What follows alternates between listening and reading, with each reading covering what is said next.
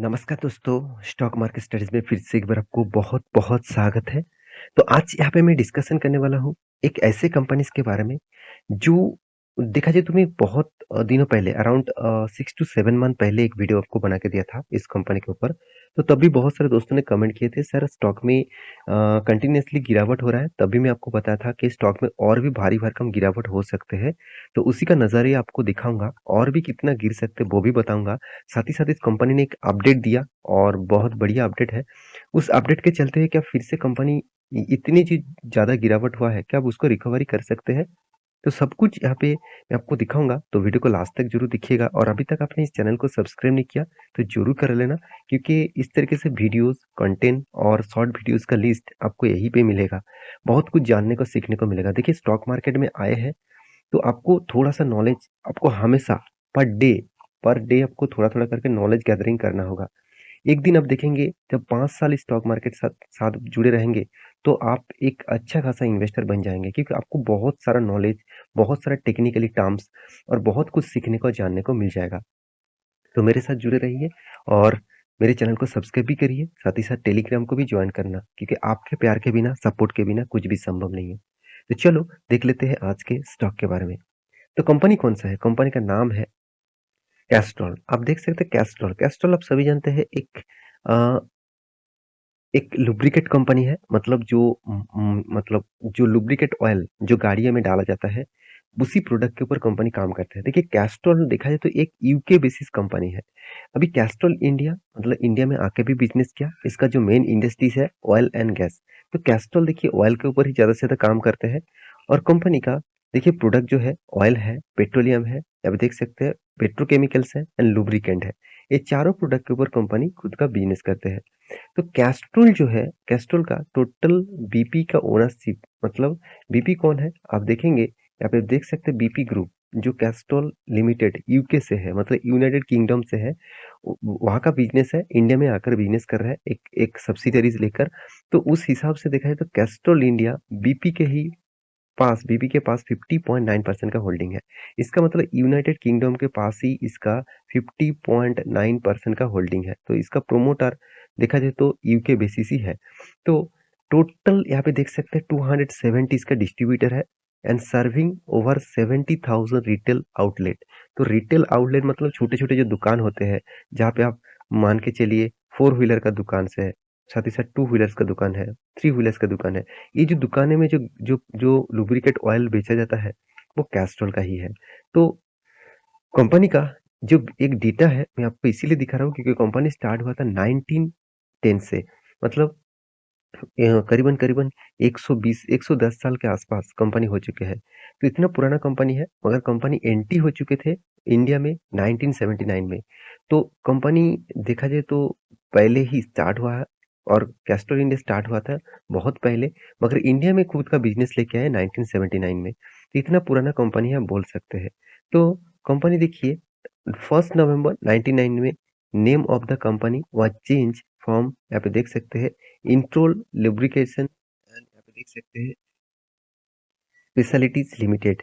तो नाम चेंज किया गया था, फिर से वो नाम को चेंज किया गया और 2019 में फिर से उसको नाम को चेंज किया गया। आप देख सकते हैं as December 2019 there were talks यहाँ पे देखिए ongoing between Reliance Industries and BP from setting up fuels यहाँ पे देखिए station on Indian Castrol production oil be sold. तो बहुत बड़ा डील रिलायंस के साथ भी बीपी ने किया है। तो सबसे पहले देखना है कंपनी का प्रोडक्ट क्या है। कंपनी का प्रोडक्ट के बारे में बात करूँ तो आप देख सकते हैं ऑयल्स है, यहाँ पे देख सकते हैं सिलेंडर ऑयल्स है, मतलब जो इंजन का जो सिलेंडर ऑयल है, मतलब जो पिस्टन का ऑयल होते हैं, उसी को बोला जाता है सिलेंडर ऑयल। और साथ ही साथ आप देखेंगे तो क्रैंकशैफ्ट भी सिलेंडर के अंदर जो पिस्टन चला जाता है, उसको क्रैंकशैफ्ट बोला जाता है। तो उसका भी प्रोडक्ट मतलब ऑयल यही बनाते हैं। ट्रक यहाँ पे देख सकते हैं पिस्टन इंजन ऑयल, यहाँ पे देख सकते हैं हाइड्रोलिक ऑयल्स, मतलब जितने सारे मतलब क्रेन है उसका जो हाइड्रोलिक है उसके भी इसी कंपनी के ऑयल से ऑयल बनाते हैं। गियर ऑयल्स, साथ ही साथ यहाँ पे compressor oil, sorry compressor oil, साथ ही साथ यहाँ पे देख सकते हैं टार्बाइन ऑयल्स। तो इस तरीके से अलग अलग ऑयल्स कंपनी बनाते हैं। तो अभी कंपनी के तो डिटेल्स में आपको बता दूं, तो अभी कंपनी के न्यूज़ कौन सा है, चलो वो मैं आपको बता देता हूँ। तो कंपनी का न्यूज़ आया है बिज़नेस स्टैंडर्ड के ऊपर, तो पूरा क्रेडिट मैं इस साइट को दूँगा अच्छा खासा एक न्यूज़ जानने के लिए। आप देख सकते हैं Castrol India acquires 7.09% stake in KI mobility. तो केआई मोबिलिटी का 7.09% स्टेक किसने खरीदारी की है? कैस्ट्रॉल इंडिया ने। तो ऐसे क्या हो गया कि केआई मोबिलिटी को खरीदना पड़ा? तो चलो उसी के बारे में बात करूँगा। आप देख सकते हैं Castrol India completed the acquisition of 7.09% stake on a fuel. यहाँ पे देखिए यहाँ पे duplicate basis post acquisition in the के आई मोबाइलिटी सॉल्यूशन के आई मोबाइलिटी ऑन 10th जनवरी। तो 10 जनवरी में टोटली जो फाइनली जो खरीदारी करने का डील है वो डील फाइनल हो चुके हैं। The total cost of acquisition मतलब इस के आई मोबिलिटी को खरीदने के लिए करीबन 487 करोड़ का। तो 487 करोड़ 50 लाख। तो इतने पैसे देकर कंपनी ने क्या किया उसको खरीदारी किए। तो इसमें कंपनी का एक फायदा जरूर होगा क्योंकि KI mobility is a part of the TVS mobile mobility group. तो मैं पहले भी एक वीडियो बना के दिया था कि टीवीएस मोबिलिटी के ग्रुप के ही एक एक कंपनी है सब्सिडरीज, वो क्या है केआई मोबिलिटी। और उसी के कंपनी इसको खरीदारी कर रहे हैं तो एक फायदा टीवीएस मोबिलिटी से भी मिलेगा। देखिए बिजनेस चलता कहाँ से है, मान के चलिए आप कोई भी आप हीरो मोटो को देख लीजिए, बजाज को देख लीजिए, टीवीएस को देख लीजिए, हर कोई कंपनी में ज़्यादा से ज़्यादा आप देखेंगे तो टीवीएस का टायर ही आपको दिखेगा। हाँ, कुछ रेयर कंपनीज़ है जहाँ पे टीवीएस का टायर नहीं मिलेगा, जहाँ पे आपको एपोलो का मिलेगा, एमआरएफ का मिलेगा। तो सेम टू सेम एक पॉसिबिलिटी होता है कंपनी इस तरीके से डील करते हैं किस लिए? क्योंकि उसको एक डायरेक्ट फायदा मिले टीवीएस मोबिलिटी ग्रुप से। तो टीवीएस मोबिलिटी ग्रुप का ही एक पार्ट ऑफ द कंपनी है केआई मोबिलिटी, जिसको कितना 400 चलो 80-85 करोड़ से भी ज़्यादा पैसा देकर 87 करोड़ के आसपास अ, यहाँ पे पैसा देकर उन्होंने खरीदारी की है। तो एक बहुत बड़ा अपडेट है। क्या इस अपडेट के चलते कंपनी में कुछ हलचल देखने को मिला? वो सबसे पहले आपको देखना है।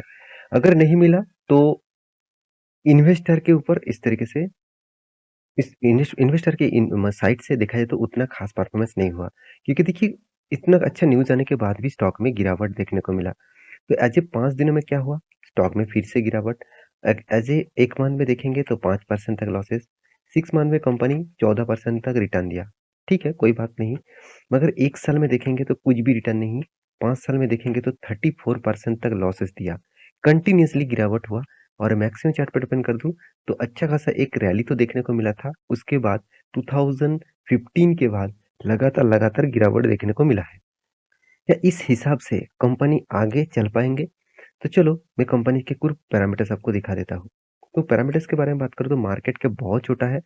कंपनी का पी रेशियो ठीक है, return of equity return of capital employed ठीक ठाक है। मगर कंपनी का एक सबसे बड़ी बात है कंपनी एनुअली इनकम भी अच्छा खासा कर रहा है।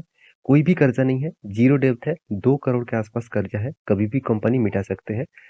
कंपनी का डिविडेंड पे आउट भी बहुत शानदार है। सेल्स ग्रोथ प्रॉफिट ग्रोथ भी पॉजिटिव में है। हाँ, कंपनी का मार्केट कैप टू सेल्स और पैग रेशियो बता रहा है कंपनी का वैल्यूएशन थोड़ा सा ज्यादा है।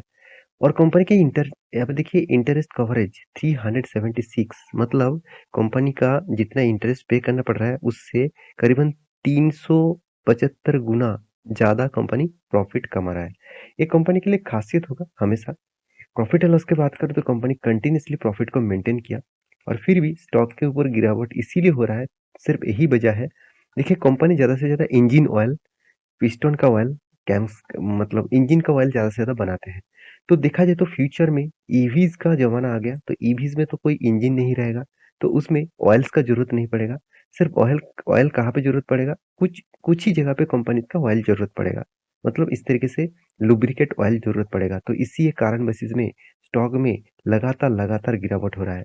अगर इसका प्रोमोटर के बारे में बात करूँ तो 50% के आसपास होल्डिंग है, 51%।